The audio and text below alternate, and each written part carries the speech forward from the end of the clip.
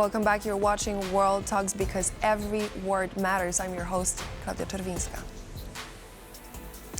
On Tuesday, Slovakia's opposition accused Prime Minister Robert Fico of laying the groundwork to take the country out of the European Union, but dropped its no-confidence motion to dismiss him and his leftist nationalist government.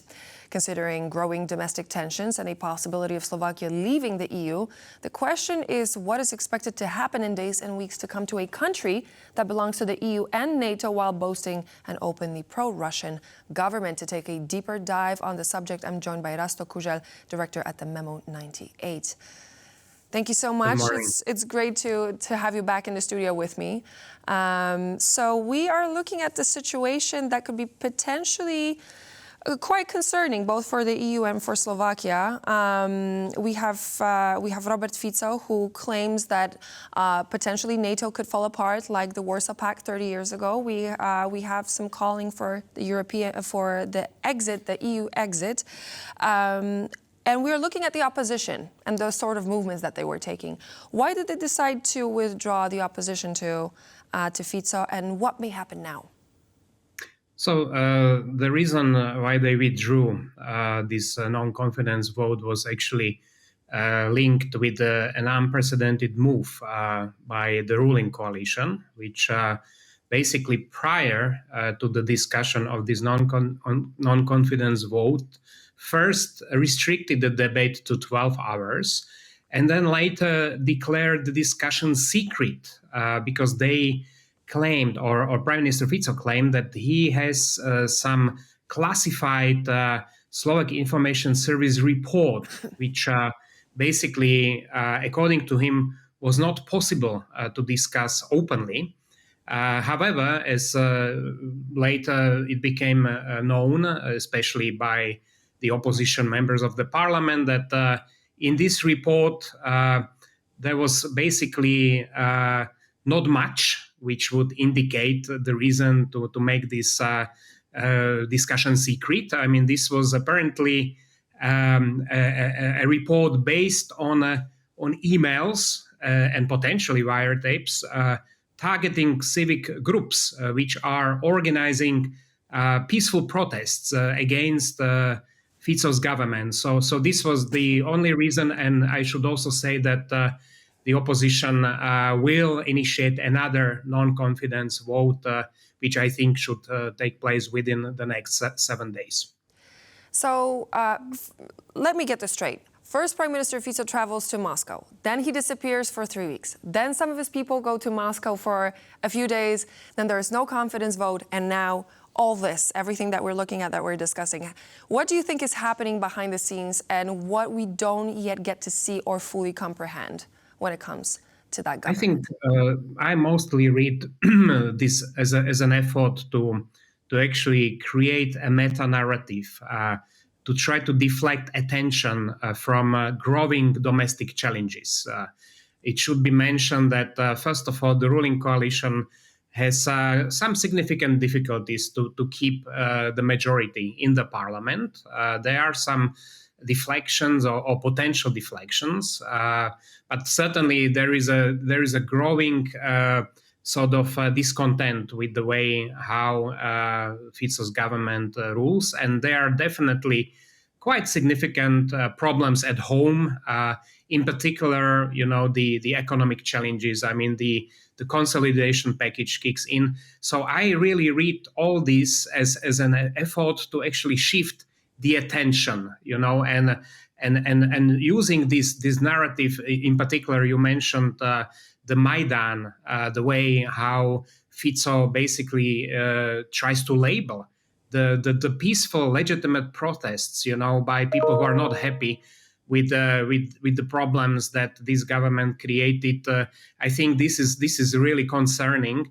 Obviously, at the statement, I mean, first of all, it's outrageous to compare NATO to Warsaw Pact, and secondly, I think this comment that Slovakia should be ready to withdraw. I think this was mentioned after the trip to Moscow by Vice Speaker of the Parliament, Tibor Gaspar. Fico later, in a way, did not try to position himself from this statement. To the contrary, he basically said that he supported this statement, saying that Slovakia should be ready for all options. But I don't see that this is something, this is the topic of the day, that the government seriously plans to start this type of procedures. And I should say that, up to 75% of Slovaks actually want to stay in the European Union. So for me, it's a non-starter. When we consider this situation, we have the Hungarian Prime Minister Viktor Orban. He visited Robert Fico in Bratislava. They were talking energy policy. And obviously, these two seem to be feeding off of each other in many cases.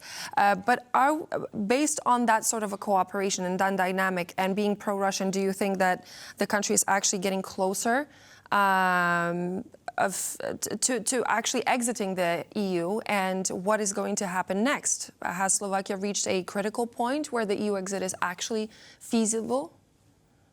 I don't think so. I mean, first of all, it has to be said very clearly that Slovakia at this stage cannot afford to exit EU. I think our economy would collapse, and I think this is quite clear also for Prime Minister Fico.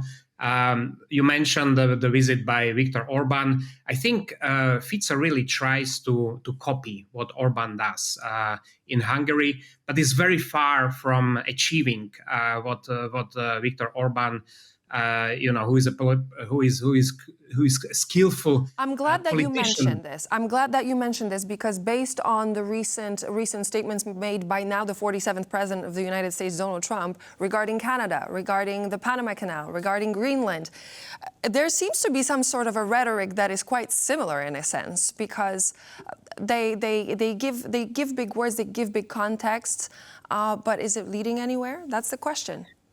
I think, and it was mentioned yesterday, by the way, by Viktor Orban during the press conference, that they seem to believe that now they are mainstream. And when I say they, obviously the victory of Donald Trump and the inauguration basically sends quite sort of positive signals to all the populist politicians around the world. And clearly, I think yesterday we saw that they really try to use this sort of global politics to sort of divert attention from growing problems at home, because it also should be said that Orban's position is not as stable as it used to be. But certainly, again, comparing the situation, in Hungary and Slovakia, Fico is really in a much more difficult political situation at home. Mm-hmm. Therefore, all the attempts to sort of divert attention, coming up with these type of narratives, trying to bring cultural issues again, talking about the need to have only two genders, which is something that also came from inauguration speech from Donald Trump. So these are all attempts to sort of divert attention from internal problems. And what do you think would have to happen for Mr. Pellegrini to withdraw his support for Fico? I mean, is Fico on borrowed time when it comes to Hlas party? What are we looking at here? We are looking at a situation where Hlas, still at that time, headed by Mr. Pellegrini, basically decided to join this ruling coalition. So therefore faces all the responsibilities for all the votes that happen in the meantime, particularly when it comes to the criminal code and the sort of ability to provide, some kind of security for people who are behind the ruling parties. At the same time, it needs to be said clearly that President Pellegrini does not agree with Slovakia potentially exiting EU. He's clearly a pro-European politician. So, but at this stage, I don't still expect that there would be that he would be really able to very openly protest against this. I mean, he's already heard from time to time sort of disagreeing But I would not rule out that there could be some kind of growing anger or growing disagreements between Mr. Fico and Mr. Pellegrini. It'll be definitely something interesting to follow, especially for us here on TVP World. Thank you so much. Rasťo Kužel, director at the Memo 98.